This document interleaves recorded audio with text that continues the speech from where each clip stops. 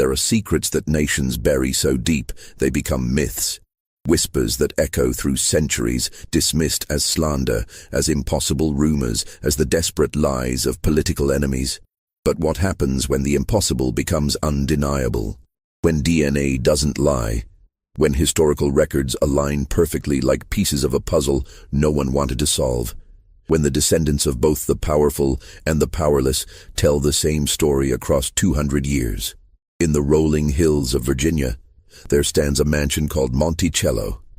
Beautiful, iconic, a monument to American genius and enlightenment. But beneath its elegant columns and within its carefully preserved rooms, behind the gardens that Thomas Jefferson himself designed, there lived a secret so disturbing, so contradictory to everything its owner claimed to believe, that it would take nearly 200 years for America to face the truth. A secret involving 38 years of silence, 6 children born into slavery, who looked remarkably like the President of the United States, and a woman who had no power to say no. This is not a story about monsters or demons. This is something far more unsettling, far more real, far more human in its cruelty. This is a story about a man who wrote that all men are created equal, while owning over 600 human beings throughout his lifetime.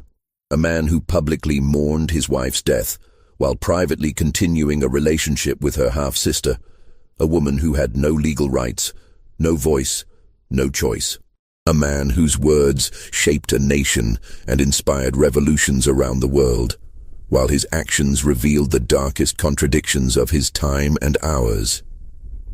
Before we continue with the story of Thomas Jefferson and Sally Hemings, I need you to do something.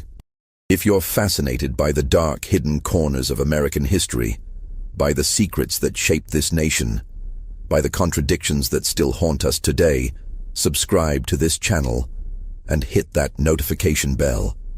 And I'm curious, where are you listening from? Drop your state or city in the comments. Let's see how far these stories reach, how many of us are ready to face the uncomfortable truths of our past. Now, let me take you back to a time when America was young, when the ideals of liberty and the reality of slavery existed side by side, when one man could write about freedom while denying it to the people closest to him. The year was 1772, and Thomas Jefferson was 29 years old when he married Martha Wales Skelton on New Year's Day. She was 23, a wealthy widow who had been married before for just 3 years before her first husband died. She was considered one of the most eligible women in Virginia, not just for her inheritance, but for her beauty, her education, her refinement. She played the harpsichord with skill that impressed even the most cultured members of Virginia society. She spoke French. She had read extensively. She was, by all accounts, exactly the kind of woman a man like Thomas Jefferson would choose, and by all contemporary accounts, it was a love match.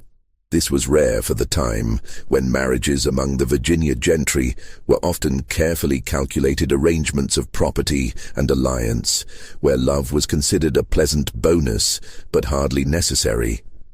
Jefferson's friends noted how he doted on her, how they would play music together for hours, he on his violin and she on her harpsichord. They read to each other. They discussed philosophy and literature. They seemed genuinely happy. But Martha brought more than love and refinement to Monticello. When her father, John Wales, died in 1773, just over a year after her marriage to Jefferson, she inherited a substantial fortune. 11,000 acres of land, 135 enslaved people, and debts. Enormous debts that would plague Jefferson for the rest of his life, debts he would never fully escape. Among those 135 enslaved people was a family called the Hemings. They were what was known in Virginia as bright mulattoes, people of mixed African and European ancestry whose skin was light enough that they could sometimes pass for white. The matriarch of the family was Elizabeth Hemings, a woman who had been born into slavery around 1735. Her mother, according to family oral history, was a full-blooded African woman who had been captured and brought to Virginia in chains. Her father was an English sea captain named Hemings. Elizabeth Hemings had 12 children. 6 of them, including a girl named Sally, were fathered by John Wales himself. Martha Jefferson's father, which meant that Sally Hemings, who came to Monticello as part of Martha's inheritance, was Martha's half-sister. They shared a father. They had grown up in the same household, though in vastly different circumstances. Martha in the main house, learning to play the harpsichord and speak French. Sally in the slave quarters, learning to serve and obey. Sally was 11 years old when she arrived at Monticello in 1773. Virginia in the 1770s was a place of stark and brutal contradictions. In the drawing rooms of plantation houses like Monticello, wealthy men in powdered wigs debated natural rights and the tyranny of kings. They read John Locke and discussed the social contract. They talked about liberty and the inherent dignity of man. And then they walked out of those drawing rooms and gave orders to human beings they owned, people who could be bought and sold and bred like livestock, people who had no legal rights whatsoever. The law was clear and absolute. Partus sequitur ventrum. The child follows the condition of the mother. It didn't matter if your father was a plantation owner, a gentleman, a member of the House of Burgesses, even a future president. If your mother was enslaved, so were you. This law had been on the books in Virginia since 1662, specifically designed to ensure that the children of enslaved women remained enslaved, even when those children were fathered by white men, even when those children were the master's own sons and daughters. This legal principle meant that John Wales could father 6 children with Elizabeth Hemings and never acknowledge them as his own, never give them his name, never free them. They were his property. His daughters, yes, but also his property. And when he died, they became his legitimate daughter Martha's property, which meant they became Thomas Jefferson's property. Think about what this meant for Martha Jefferson. She inherited her own half-siblings as slaves. She gave orders to her father's children by another woman. And she knew. She had to know. Everyone in Virginia society knew how these things worked. It was an open secret, something that was understood but never discussed in polite company. Thomas and Martha Jefferson's marriage was, by all contemporary accounts, deeply happy despite the financial pressures and the moral contradictions that surrounded them. They had 6 children together over the course of 10 years. A daughter named Martha, called Patsy, born in 1772. A son named Jane, who died at age 1. A son who lived only a few weeks and was never named. A daughter named Mary, called Polly, born in 1778. Another daughter named Lucy Elizabeth, who died at age 4 months. And another daughter, also named Lucy Elizabeth, born in 1782. But each pregnancy took a toll on Martha's health. She had never been robust. The repeated pregnancies, the births, the nursing, the grief of losing children, all of it weakened her progressively. By 1782, after the birth of her 6th child, it was clear that she was dying. The months of Martha's final illness were agonizing. Thomas Jefferson rarely left her bedside. Their daughter Patsy, who was 10 years old, later wrote that her father nursed her mother with a devotion so unremitting that even the servants were moved. He would sit with her for hours, holding her hand, reading to her, trying to comfort her as she grew weaker and weaker. In the slave quarters of Monticello, Sally Hemings was 20 years old. She worked in the main house, not in the fields. The Hemings family held privileged positions among the enslaved population at Monticello. Sally's older brothers, James and Robert, were being trained as artisans. James was learning to be a chef. Robert worked as a joiner and carpenter. Her mother, Elizabeth, essentially managed the household, supervising the other enslaved women who cooked and cleaned and cared for the Jefferson children. But privilege is a relative term when you can be sold at any moment, when you have no legal rights, when your body is not your own, when your children will be born into the same bondage that holds you. The Hemings family may have had better food, better clothing, less physically demanding work than the field slaves, but they were still slaves. They could still be whipped. They could still be sold. They still had no legal recourse, no protection, no freedom. September 6, 1782. Martha Jefferson died at the age of 33, just 4 months after giving birth to her 6th child. The birth had devastated her already fragile health. For weeks, she had lingered between life and death. growing weaker each day, while Thomas sat beside her bed and watched helplessly as the woman he loved slipped away. According to their daughter Patsy, who was present during her mother's final hours, Martha made Thomas promise something before she died. The exact words were never recorded, but the family understood the meaning. Thomas Jefferson was never to remarry. He was never to bring another woman into Monticello as his wife, never to give his children a stepmother, never to replace her. Why did she extract this promise? Was it simply the fear of a dying woman that her children would be mistreated by a stepmother? Or did she know something, suspect something, fear something about what might happen after she was gone? Did she look at Sally Hemings, her own half-sister, and understand the vulnerability of an enslaved woman in a household without a white mistress to provide even the minimal protection that her presence offered? We will never know. But Thomas Jefferson gave his word and he kept it. He never remarried. For the remaining 44 years of his life, he remained a widower. Jefferson was shattered by Martha's death. For weeks afterward, he locked himself in his room. His daughter Patsy later wrote that he was incessantly walking back and forth in his chamber, so lost in grief that he seemed almost mad. When he finally emerged, he would ride his horse for hours through the woods around Monticello, in those melancholy rambles, as Patsy described them, as if he could outrun his grief if he just rode far enough. His friends were worried about him. They had never seen him like this. Thomas Jefferson was known for his self-control, his rationality, his ability to master his emotions through reason and discipline. But Martha's death broke something in him. For months, he could barely function. He neglected his correspondence.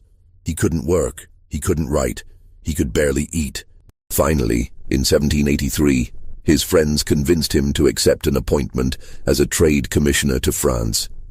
It would get him away from Monticello, away from the memories, away from the grief. It would give him something to focus on, a purpose, a reason to keep living. In 1784, he sailed for Paris, taking his eldest daughter Patsy with him. His youngest surviving daughter, Polly, was left behind in Virginia with her aunt. She was only 6 years old, considered too young for the dangerous ocean voyage. Paris, in the 1780s, was a city of enlightenment and revolution, of salons and philosophers, of art and music and ideas that were reshaping the world. It was a city where the old order was beginning to crack, where people were questioning monarchy and aristocracy and the divine right of kings. It was a city that would, within a few years, explode into revolution. Thomas Jefferson thrived there. He moved in the highest circles of French society.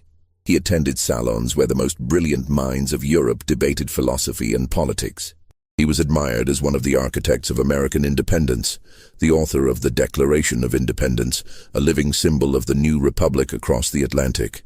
He collected art and wine and books. He studied architecture and agriculture. He fell in love with French culture, French food, French ideas. He also, according to some historians, fell in love with a woman named Maria Cosway, a beautiful and talented artist who was married to a much older man. Their relationship, conducted through letters that still exist, was intense and emotional, though whether it was ever physically consummated remains a matter of historical debate. What is clear is that Jefferson was capable of deep romantic feeling, that he was not the cold, purely rational figure that some biographies have portrayed. For 3 years, Jefferson lived in Paris, serving as the American minister to France. He negotiated trade agreements. He sent back reports on European politics. He advised the French on their own revolutionary stirrings. And he tried to forget the grief that had nearly destroyed him. But in 1787, he decided it was time to send for his youngest daughter. Polly was 9 years old now, old enough for the voyage. He missed her. He wanted his family together. He arranged for her passage on a ship from Virginia to France. And because she was only 9 years old, because she needed someone to accompany her on the dangerous ocean voyage, someone to care for her and comfort her and keep her safe, someone was chosen for this task. Sally Hemings. She was 14 years old. Think about what this meant. a 14-year-old enslaved girl sent across the Atlantic Ocean with a 9-year-old child in her care to a foreign country where she didn't speak the language, where she knew no one except the man who legally owned her. The voyage took several weeks. The ship's captain, Andrew Ramsey, later noted in his records that Sally had taken excellent care of little Polly during the crossing. She had been gentle, patient, responsible beyond her years. She had comforted the child when she was frightened by storms, had kept her clean and fed, had essentially served as her mother for the duration of the voyage. When they arrived in Paris in July 1787, something extraordinary happened. Sally Hemings discovered that under French law, she was free. Slavery was not legal in France. The principle was clear. Any enslaved person who set foot on French soil could claim their freedom. They could refuse to return to their master. They could walk away and build a new life. Sally Hemings could have been free. She could have stayed in Paris. She could have refused to return to Virginia. She could have claimed her freedom under French law, and there would have been nothing Thomas Jefferson could do about it legally. But she was 14 years old. She was alone in a foreign city. She didn't speak French. She had no money, no family, no resources, no way to support herself. And Thomas Jefferson was 44 years old, powerful, persuasive, sophisticated. The man who had been married to her half-sister, the man who legally owned her and her entire family back in Virginia. What happened next is where the historical record becomes murky, where we must read between the lines of letters and account books and later testimonies, where we must imagine what cannot be documented because enslaved people's lives were not considered worth documenting in detail. What we know for certain is this: Sally Hemings remained in Paris for more than 2 years. She lived in the same house as Thomas Jefferson and his daughters. She learned to speak French. She was paid wages, something that would never have happened in Virginia, where enslaved people received no compensation for their labor. The account books show regular payments to Sally for her services. She also, according to her son Madison Hemings's later testimony, became pregnant during this time in Paris. She was 16 years old. Thomas Jefferson was 46. According to Madison Hemings, who gave an interview to an Ohio newspaper in 1873, his mother told him that she had been treated well in Paris, that Jefferson had made her certain promises. He promised that if she returned to Virginia with him, he would free all of their children when they reached the age of 21. He promised that they would be given special treatment, that they would be taught trades, that they would be prepared for freedom. But why would Sally Hemings agree to return to slavery? Why would she give up her freedom in France to go back to Virginia, where she would once again be property, where her children would be born into bondage? Perhaps she loved him. Perhaps she believed his promises. Perhaps she felt she had no real choice, that a 14-year-old girl alone in Paris had no real prospects, that at least with Jefferson she would have security, protection, a place in the world. Perhaps she thought of her family back in Virginia, her mother and brothers and sisters who were still enslaved at Monticello, and knew that if she stayed in France, she would never see them again. Or perhaps she simply had no power to refuse. Perhaps Jefferson made it clear that if she didn't return, her family would suffer. Perhaps the promises were accompanied by threats. Perhaps a 16-year-old enslaved girl, pregnant with the child of one of the most powerful men in America, understood that she had no real choice at all. We will never know what Sally Hemings truly thought or felt, because she left no written record. Enslaved people were forbidden by law from learning to read and write in Virginia. Even if Sally had been literate, even if she had kept a diary or written letters, they would not have survived. The voices of enslaved people have been largely erased from the historical record, their stories told only through the accounts of others, their inner lives forever lost to us. What we know is that in October 1789, Thomas Jefferson returned to Virginia. Sally Hemings returned with him, and she was pregnant. The child, a son, was born in 1790. He lived only a short time. But he was the first of 6 children that Sally Hemings would bear over the next 18 years. 6 children, all conceived during periods when Thomas Jefferson was documented to be at Monticello. 6 children who bore a striking resemblance to the President of the United States. The whispers began almost immediately. Monticello was not an isolated fortress. There were visitors constantly, neighbors, other plantation owners, politicians, scientists, artists, anyone who wanted to meet the famous Thomas Jefferson.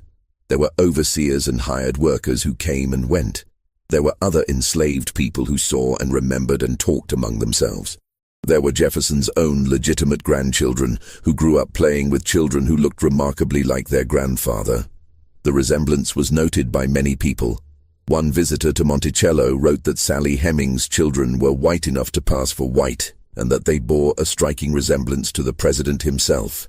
Another visitor noted that one of Sally's sons looked so much like Jefferson that, at some distance or in the dusk of evening, he could be mistaken for the president. But in the world of Virginia plantation society, there was an unspoken rule. You didn't talk about these things openly. Everyone knew that white men fathered children with enslaved women. It was common, perhaps even expected. But it was not discussed in polite company. It was not acknowledged. The children of these unions remained enslaved, remained invisible, remained unacknowledged by their white fathers. Thomas Jefferson's situation was different only in degree, not in kind. He was more famous, more powerful, more publicly committed to ideals of liberty and equality. The contradiction between his words and his actions was more glaring, more impossible to ignore. But the basic pattern was the same as on thousands of other plantations across the South. In 1802, the whispers became public. A journalist named James Callender published an explosive allegation in the Richmond Recorder. Callender had once been an ally of Jefferson's, a political writer who had attacked Jefferson's enemies. But the two men had fallen out, and Callender was now determined to destroy Jefferson's reputation. The article was vicious, racist, designed to humiliate and shock. Callender claimed that President Jefferson kept a concubine at Monticello, a slut as common as the pavement, a woman named Sally, and that she had borne him several children. He wrote that one of these children, a boy named Tom, was said to be the image of the president himself. The article caused a sensation. Jefferson's political enemies seized on it gleefully.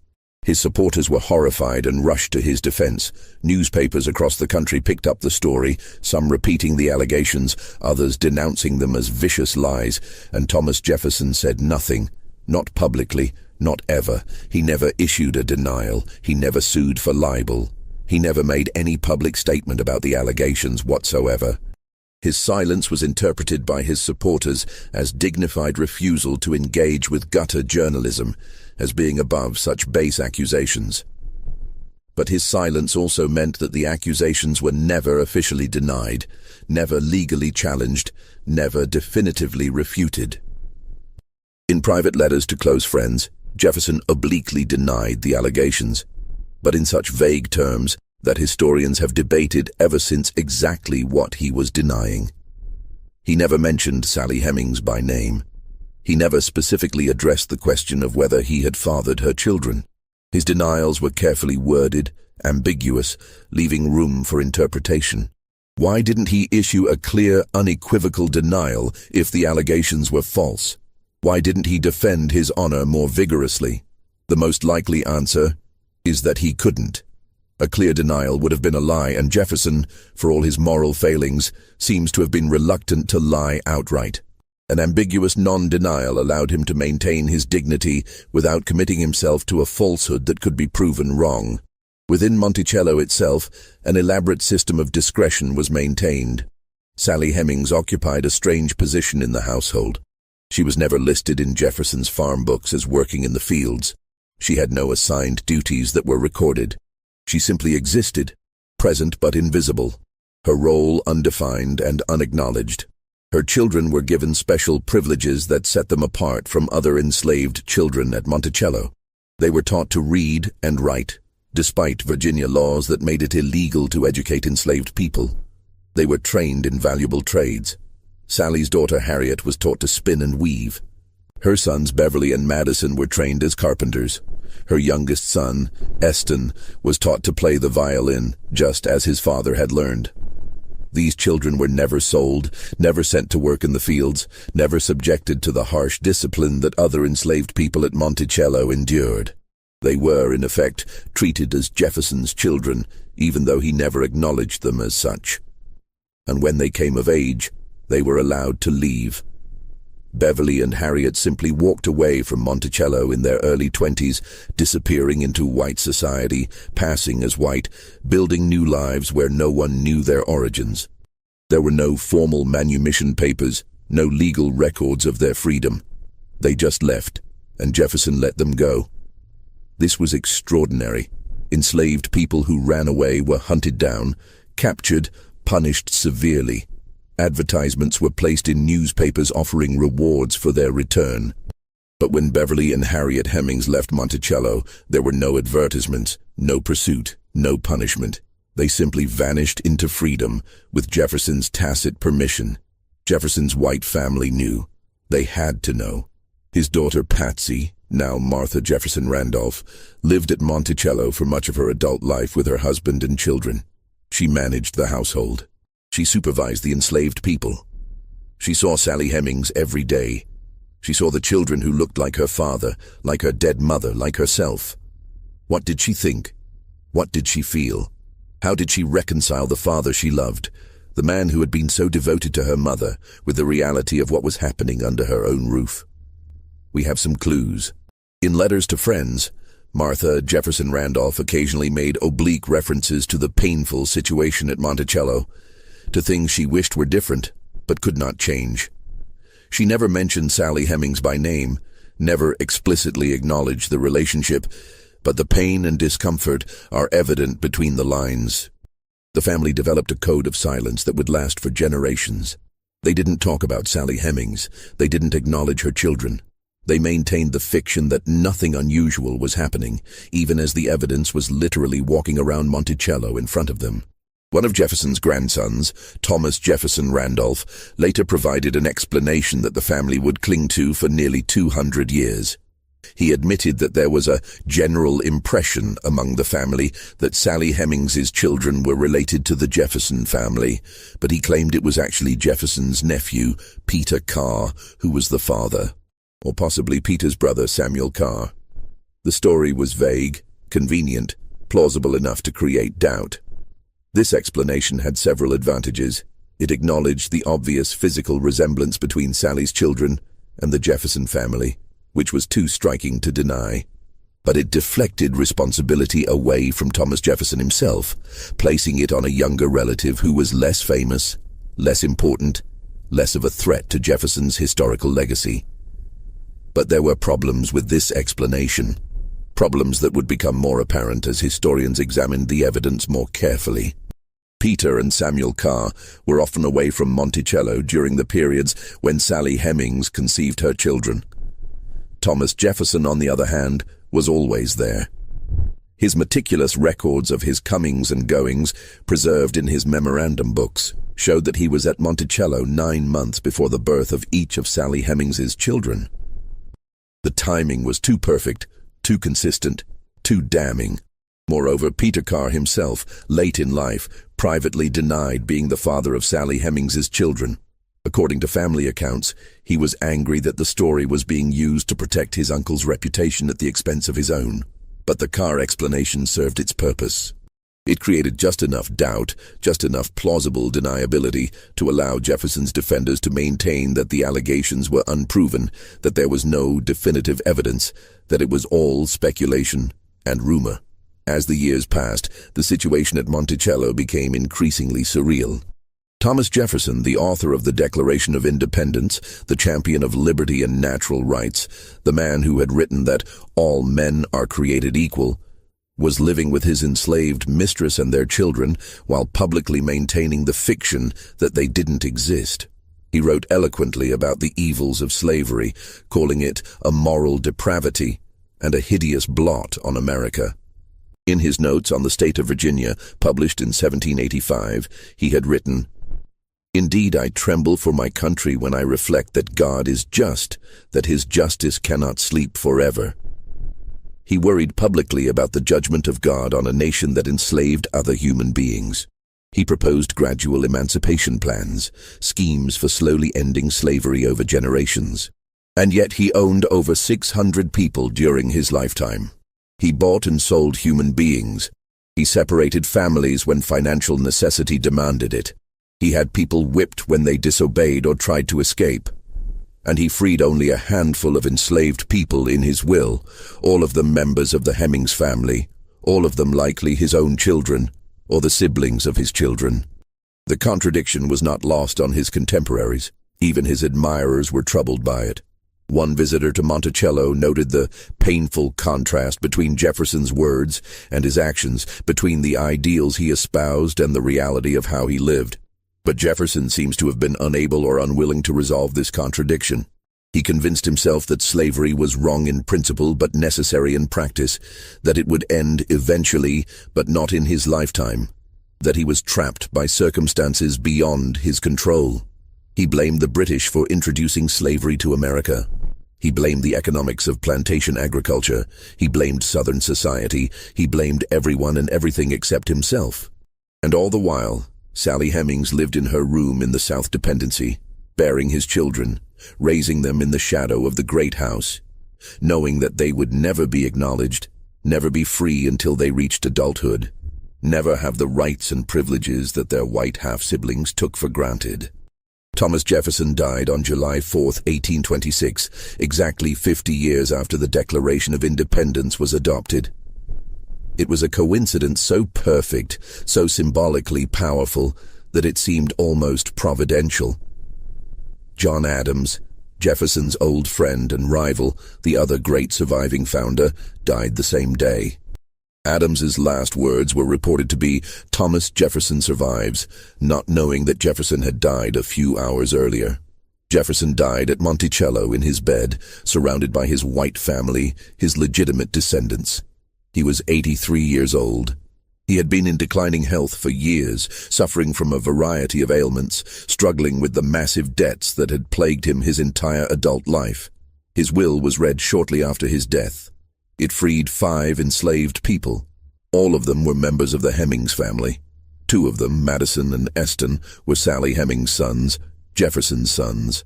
The other 3 were Sally's nephews, the sons of her brother John Hemings. But Jefferson did not free Sally herself. Why not? The legal situation was complicated. Virginia law required that freed slaves leave the state within a year unless they received special permission from the legislature to remain. To get that permission, Jefferson would have had to petition the legislature publicly, explaining why this particular enslaved woman deserved to stay in Virginia. He would have had to acknowledge her, to explain their relationship, to make public what he had kept private for nearly 40 years.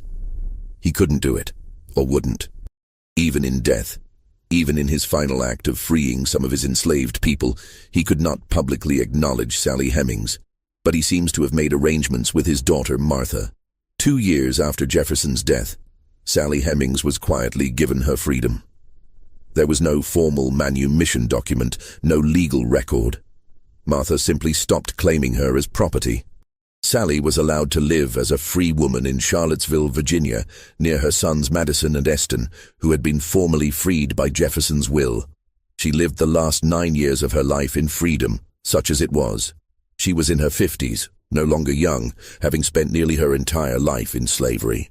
She lived in a small house in Charlottesville, supported by her sons, who had both established themselves as skilled craftsmen. She never spoke publicly about her relationship with Thomas Jefferson. She never wrote a memoir, never gave an interview, never told her side of the story to any newspaper or historian. Her silence was absolute. Was it by choice? Was it because she had promised Jefferson she would never speak? Was it because she knew that no one would believe her, that she would be dismissed as a liar trying to profit from her association with a great man? Was it because the memories were too painful, too private, too complicated to share? We will never know. Sally Hemings died in 1835, 9 years after Jefferson, and was buried in an unmarked grave in Charlottesville. For more than a century and a half, her story would remain in the shadows, whispered about but never confirmed, acknowledged by some and vehemently denied by others. But her children remembered. They knew who their father was. They knew the truth.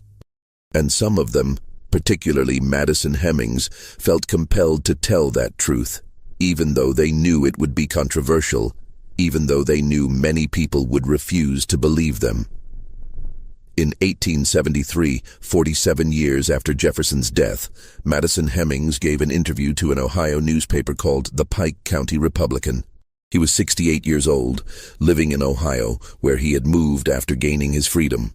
He stated clearly and unequivocally that Thomas Jefferson was his father. He told the story of his mother's time in Paris, of how she had been free under French law, but had agreed to return to Virginia with Jefferson.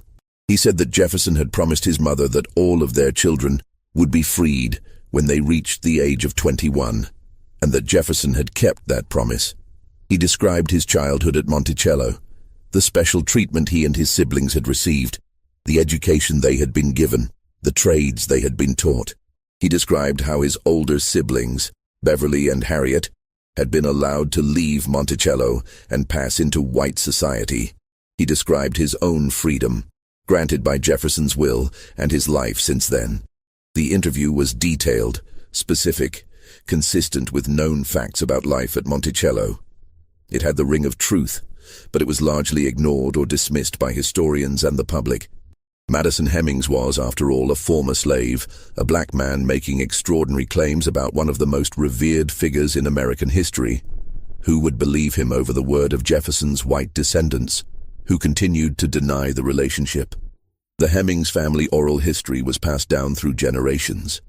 Sally's descendants told their children and grandchildren that they were descended from Thomas Jefferson.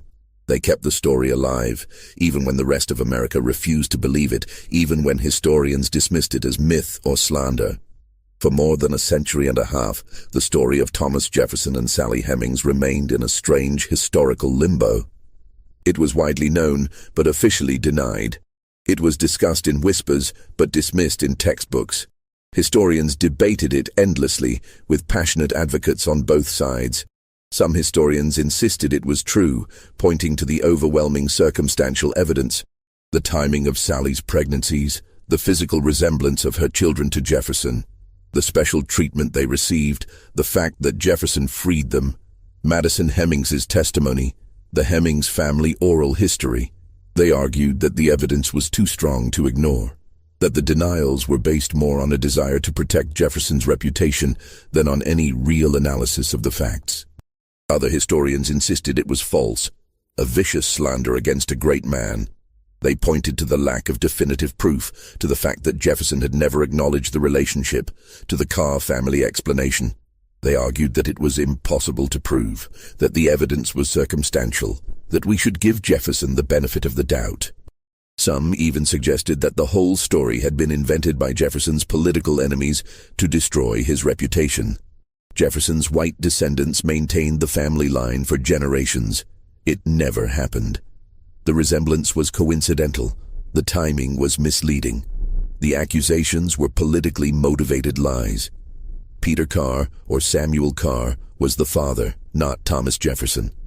The family closed ranks, protecting Jefferson's legacy, refusing to acknowledge what many of them must have known, or at least suspected was true. But Sally Hemings's descendants knew the truth. They had always known. They passed down the story through generations, maintaining that they were the descendants of Thomas Jefferson, even when the rest of America refused to believe them, even when they were mocked or dismissed or accused of lying. The debate might have continued indefinitely, with both sides entrenched in their positions, if not for advances in science. In the 1990s, DNA testing became sophisticated enough to trace paternal lineages through the Y chromosome, which is passed from father to son virtually unchanged through generations. In 1998, a retired pathologist named Eugene Foster organized a DNA study. He contacted descendants of Thomas Jefferson's uncle, Field Jefferson, who would have had the same Y chromosome as Thomas Jefferson since they shared a paternal grandfather. He also contacted descendants of Eston Hemmings, Sally's youngest son, the one who had been born in 1808 when Jefferson was 65 years old. The results were published in the journal Nature in November 1998, nearly 200 years after Sally Hemings returned from Paris, pregnant with Jefferson's child. The Y chromosome DNA of the Jefferson male line and the Hemings male line matched. They shared the same genetic markers. The probability that this was a coincidence was vanishingly small. Combined with the historical evidence, the timing of conceptions, the treatment of the Hemings family, the resemblance noted by contemporaries, the testimony of Madison Hemings, the DNA evidence was overwhelming. The Thomas Jefferson Foundation, which operates Monticello, commissioned its own study by a research committee of historians. In 2000, they issued their report. The weight of evidence indicated that Thomas Jefferson was the father of all 6 of Sally Hemings's children. The impossible secret was true. After nearly 200 years of denial, debate, and controversy, the truth was finally acknowledged. Thomas Jefferson, the author of the Declaration of Independence, the 3rd President of the United States, one of the founding fathers of American democracy, had indeed fathered children with an enslaved woman, his wife's half-sister, a woman who had no legal power to refuse him. The revelation sent shockwaves through American society. For some, it confirmed what they had always believed. For others, it was a devastating blow to their image of Jefferson and the Founding Fathers. For the Hemings descendants, it was vindication after generations of being dismissed and disbelieved. But here's what makes this story so deeply disturbing, so difficult to process even now, so impossible to reduce to a simple narrative of villainy or victimhood. We will never know what Sally Hemings truly felt. We will never know if she loved him, hated him, felt trapped by him, or found some measure of happiness, or at least acceptance in their relationship. We will never know because she was enslaved, and enslaved people's feelings didn't matter in the eyes of the law. She couldn't refuse him. She couldn't leave him. She had no power, no choice, no voice that was recorded or preserved. Modern discussions of the relationship often use the word rape because of this fundamental power imbalance. How can there be consent when one person owns the other? How can there be a real relationship when one person has all the power and the other has none? Even if Sally Hemings had feelings for Jefferson, even if she found some measure of happiness with him, the relationship was fundamentally coercive because she was enslaved. But we also have to be careful not to reduce Sally Hemings to a mere victim with no agency whatsoever. She made choices within the extremely limited options available to her. She chose to return from Paris, perhaps because she believed Jefferson's promises, perhaps because she had no real alternative. She negotiated what she could for her children. She survived. She endured. She raised 6 children in impossible circumstances and lived to see some of them gain their freedom. Thomas Jefferson wrote that all men are created equal, endowed by their Creator with certain unalienable rights, among them life, liberty, and the pursuit of happiness. These words changed the world. They inspired revolutions. They shaped the American experiment in democracy. They articulated ideals that America is still struggling to live up to more than 200 years later. But Jefferson denied those rights to Sally Hemings. He denied them to his own children with her. He built a nation on principles he couldn't or wouldn't apply to the people he claimed to own. He lived a life of profound moral contradiction, unable to reconcile his ideals with his actions, his words with his deeds. This contradiction was not unique to Jefferson. It was woven into the fabric of America from the very beginning. The same men who wrote about liberty and equality owned slaves. The same document that proclaimed all men are created equal was written in a nation where 1/5 of the population was enslaved. The same revolution that was fought for freedom left slavery intact and even strengthened it. Understanding Jefferson's relationship with Sally Hemings forces us to confront these contradictions, to grapple with the complexity and moral failures of the founding generation, to acknowledge that the men who created America were deeply flawed human beings who did great things and terrible things, often simultaneously. Monticello still stands today, a UNESCO World Heritage Site, visited by hundreds of thousands of people every year. For most of its history as a museum, Sally Hemings was barely mentioned. Tours focused on Jefferson's genius, his inventions, his architecture, his books, his wine collection. The enslaved people who made his lifestyle possible were largely invisible. But that has changed. In recent years, Monticello has made a concerted effort to tell the full story, including the story of Sally Hemings and the Hemings family. In 2018, an exhibition called The Life of Sally Hemings opened at Monticello, the first exhibition ever dedicated to her life. Her room in the South Dependency has been restored and is now part of the tour. Her children are acknowledged. The Hemings family is finally being written back into the history of Monticello, into the history of Thomas Jefferson, into the history of America. Descendants of Sally Hemings and Thomas Jefferson have held reunions at Monticello, black and white descendants meeting, acknowledging their shared ancestry, trying to build connections across the racial divide that has separated them for 200 years. It's a powerful symbol of reconciliation, of facing difficult truths, of trying to heal old wounds. But the questions remain. How do we reconcile the man who wrote some of the most beautiful words about freedom in the English language with the man who kept his own children in slavery? How do we honor the ideals he articulated while acknowledging the profound moral failures of his personal life? How do we tell the story of America's founding without flinching from the contradictions, the hypocrisies, the deep and terrible wrongs that were woven into the fabric of the nation from the very beginning? These are not easy questions. They don't have simple answers. Different people will answer them differently, based on their own values, their own understanding of history, their own sense of how we should judge people who lived in very different times with very different moral frameworks. But they are questions we must ask, must continue to ask, if we are to understand not just Thomas Jefferson, but the nation he helped to create. We must be able to hold two truths in our minds simultaneously: that Jefferson was a brilliant thinker who articulated ideals that changed the world, and that he was a deeply flawed man who failed to live up to those ideals in his own life. That the Declaration of Independence is one of the most important documents in human history, and that it was written by a man who owned slaves. That America was founded on principles of liberty and equality, and that those principles were denied to millions of people from the very beginning. The story of Thomas Jefferson and Sally Hemings is not just their story, it's America's story. It's a story about power and powerlessness, about freedom and slavery, about the ideals we proclaim and the realities we live with, about the contradictions we carry and the truths we try to hide. It's a story that took 200 years to fully acknowledge, and we're still grappling with its implications today. This mystery shows us that the most disturbing secrets are often the ones hiding in plain sight, the ones that everyone knows but no one wants to acknowledge, the ones that challenge our most cherished beliefs about ourselves and our history. What do you think of this story? Do you believe everything was revealed? How should we remember Thomas Jefferson now, knowing what we know? Can we separate his ideas from his actions, or are they inextricably linked? Leave your comment below.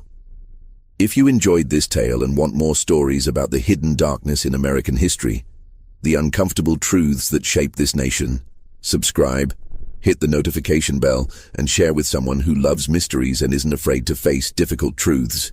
See you in the next video.